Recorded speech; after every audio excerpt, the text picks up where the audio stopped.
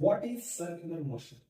When any particle perform a motion along a circular path or the part of the circle, then the motion is called circular motion.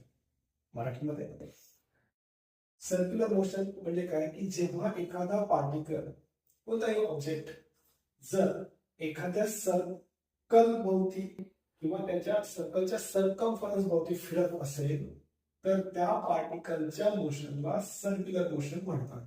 तिथं जरी part of circle जरी असला, तो जर भाग जर part of circle जरी असला तरी त्या पार्टिकलच्या मोशनला आपण काय म्हणतो? सर्क्युलर मोशन म्हणतो. सर्क्युलर मोशनचे कॅरेक्टरिस्टिक्स दोन आहेत. ही मोशन ऑलवेज ऍक्सलरेटिंग असते आणि पिरियडिक असते.